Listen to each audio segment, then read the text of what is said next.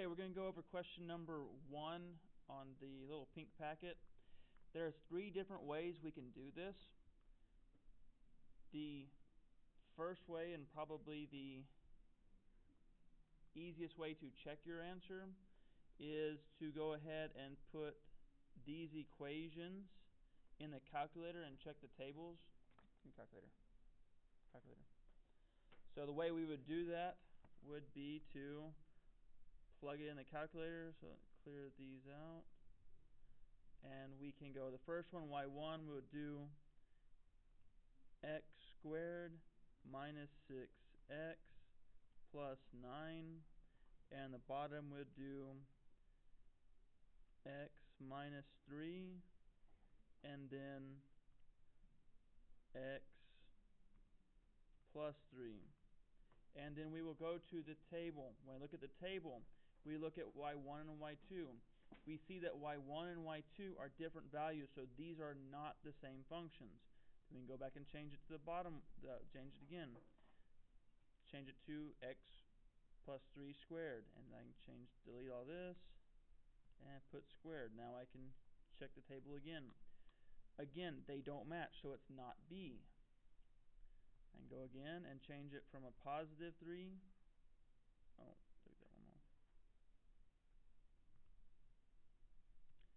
X squared minus 6x plus 9. And I'm changing this to minus 3. And then when I look at this, y1 and y2 match all the way down. So C has to be the answer. That's the first way to do it. The second way to do it is to factor it. This is probably the most important way to know how to do this.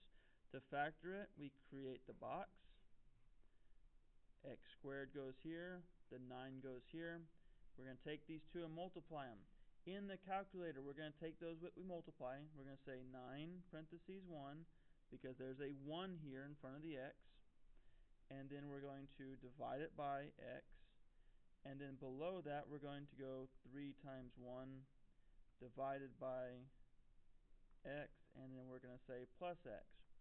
And we get this table.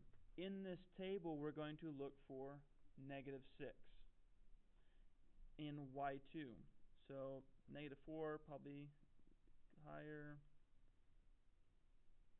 I don't see negative 6 there.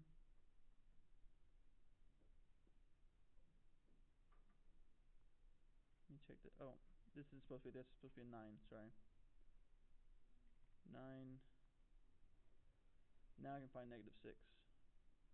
There we go. There's negative 6 right there. So we get negative 3 and negative 3. So negative 3x go in those right there. Then we factor this first one. A 1 and negative 3 only have 1 in common, so we can just have the x. X times x gets us x squared. X times negative 3 gets us negative 3x. And then x times negative 3 here gets negative 3x. To check and make sure our outside numbers are correct, negative 3 times negative 3 does equal 9, so we're good. So we have x minus 3 times x minus 3. Oop, like that. We don't see that answer, but we know two of these right here. X minus 3 squared is the same thing. These we have x minus 3 times x minus 3. Has to be C again. The third way, with algebra, you can work backwards from our answers in pretty much almost every question you're going to come across. So we take these and multiply them. We can multiply the first one. We use the box. X minus 3, x plus 3. X squared minus 3x plus 3x, and then negative 9 here. These are like pairs. So x squared, those cancel, minus 9. This does not match, so it can't be A. Then we can do another box. X plus 3, x plus 3. So x squared, 9, 3x, 3x. X squared, 3x plus 3x is going to be plus 6x plus 9. Again, that doesn't match because that needs to be a negative. And then when we do another box, change those negatives, it will work.